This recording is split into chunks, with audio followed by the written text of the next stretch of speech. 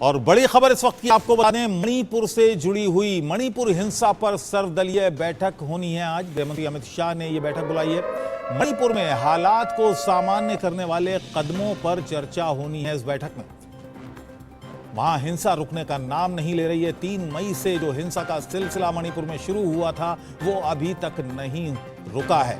रुक रुक कर लगातार वहां पर हिंसा हो रही है और ये सर्वदलीय पहली बैठक है ये जो गृह मंत्रालय ने बुलाई है। 3 मई से हिंसा भड़की हुई है और अब गृह मंत्रालय ने ये सर्वदलीय बैठक बुलाई है, यानी सभी दलों को इसमें शामिल होने का निमंत्रण भेजा गया है कि सभी लोग आएं, क्योंकि ये मणिपुर की सुरक्षा से, राष्ट्र की सुरक्षा से जुड़ा हुआ मुद्दा है। हिंसा थमने का नाम नहीं ले रही है। 3 मई से वहां पर हिंसा हो रही है, लगभग 1.5 महीने का वक्त हो चुका है, लेकिन वहां पर रुक रुक कर हिंसा लगातार जारी है। सैकड़ों लोगों की जान जा चुकी है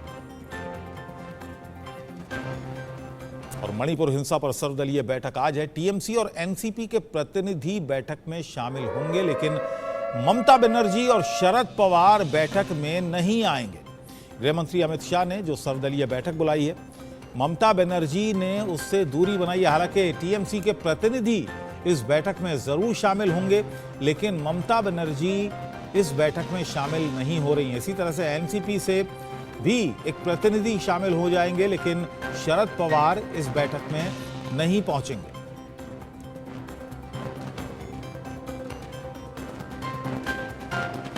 और मेरे सहयोगी राकेश कुमार सिंह इस वक्त मेरे साथ न्यूज रूम से जुड़े हुए हैं। राकेश, ये बताइएगा कि ये जो बैठक हो रही है मणिपुर में, 3 मई से ये हिंसा जारी है, इसको लेकर ये सर्वदलीय बैठक हो रही है।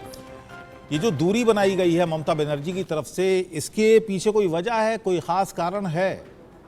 देखिए, जिस तरह से मणिपुर में हिंसा लगातार पिछले 50 दिनों से ज़्यादा समय हो गए हैं लगातार जारी है।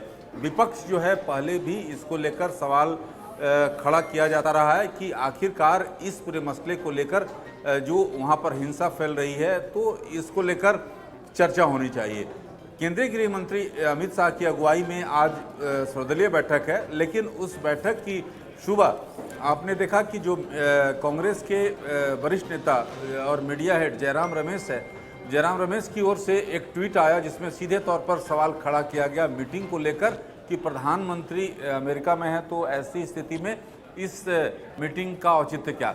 तो इस पर राजनीति आपने देखा कि टीएमसी ने दूरी बना ली है, साथ ही साथ एनसीपी के वरिष्ठ नेता शरद पवार नहीं पहुंच रहे हैं। टीएमसी का दूरी बनाना बनता है। राकेश, ये बताइएगा, टीएमसी ने जिस तरह से दूरी बनाई, ममता बनर्जी ने जिस तरह से दूरी बनाई, तो एक उसका मतलब तो समझ में आता है, क्योंकि जब बंगाल में हिंसा होती है और जिस तरह से भारतीय जनता पार्टी के नेता उस हिंसा को लेकर काफ़ी मुखर हो जाते हैं, ममता बनर्जी पर सीधे सीधे निशाना साधते हैं। और ममता बनर्जी भी मणिपुर की हिंसा को लेकर, क्योंकि मणिपुर में बीजेपी का शासन है, बीजेपी की सरकार है, तो वहाँ पर ये टकराव तो बनता है। लेकिन शरद पवार का ना जाना या कोई और भी है जो इसमें शामिल नहीं हो रहा है, कोई और भी दल है?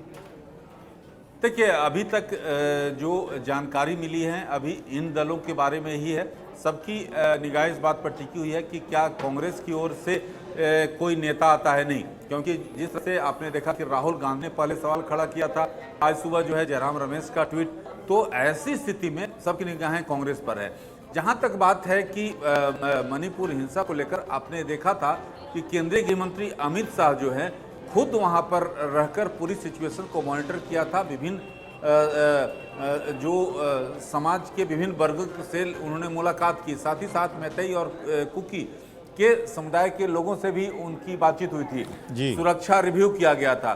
तो अब जो है ये बैठक इस दृष्टिकोण से काफी अहम है कि केंद्रीय गृह मंत्री अमित शाह द्वारा ये बताई जाएगी कि अब तक क्या कार्रवाई हुई और क्या स्थिति है। आप जैसा कि जानते हैं कि करीब 1095 हथियार जो है अभी तक तलाशी अभियान में बरामद किए गए हैं। 100 से ज़्यादा लोगों की जानें गई हैं, तो 50,000 से ज़्यादा लोग जो हैं उनको पलायन करना पड़ा है। तो तमाम जो ग्राउंड जीरो की स्थिति है उस पर रूबरू कराएंगे। असम राइफल्स वहाँ पर विभिन्न सुरक्षा बलों को वहां पर भेजा गया है, लेकिन अभी तक जो है हिंसा रुकने का नाम नहीं ले रहा है। जी, तमाम प्रयास किए जा रहे हैं। जैसा कि आपने बताया, गृह मंत्री ने वहाँ पर कैंप किया, मैतेई और कुकी समुदाय के नेताओं से भी मिले, लेकिन हिंसा अभी रुकने का नाम नहीं ले रही है। उधर बहुत बहुत धन्यवाद राकेश, पूरी जानकारी के लिए आपका।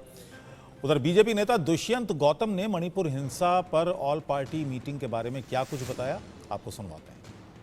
कोई बात नहीं, वो तो एक अमित शाह जी का बड़प्पन है, क्योंकि देश सभी का है और सभी को कोई समस्या हो तो उस पर विचार करना चाहिए। उस विचार के तहत ऑल पार्टी में उनको विचार रखने चाहिए। अलग अलग राजनीति नहीं करनी चाहिए।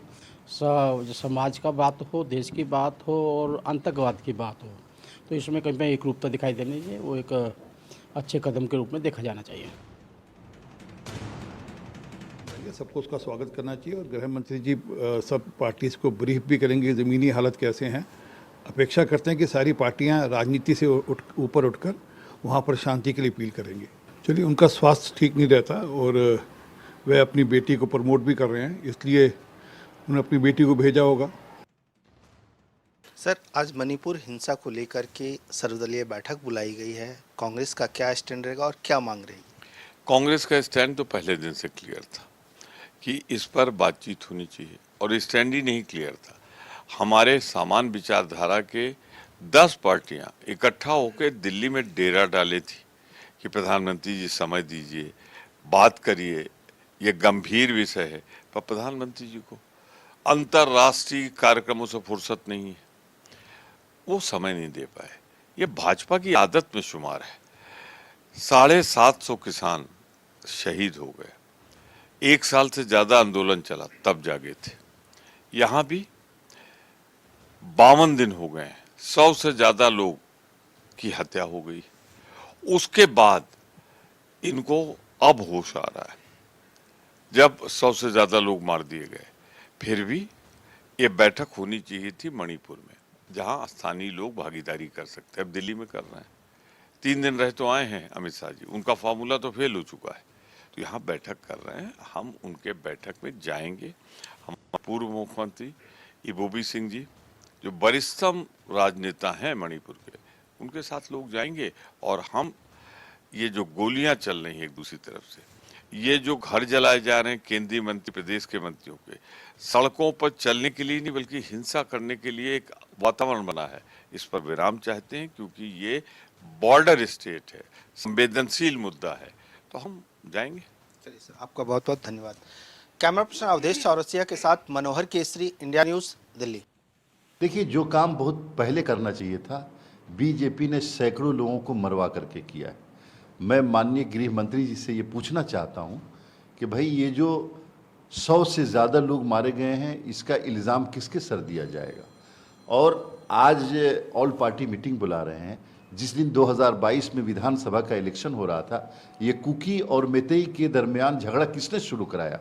किसने जाके कहा कि कुकी को हम ये देंगे और मैतेई को नहीं देंगे? किसने नागा और सिक्किम के लोगों के दरमियान झगड़ा शुरू कराया? देखिए, यही मैं कहना चाहता हूँ भारतीय जनता पार्टी को कि आप इलेक्शन के फायदे के लिए समाज को बांटेंगे और उसके बाद जो वायलेंस होगा, जब लोग मरेंगे, तो उसका इल्ज़ाम भी आपको अपने सर लेना पड़ेगा।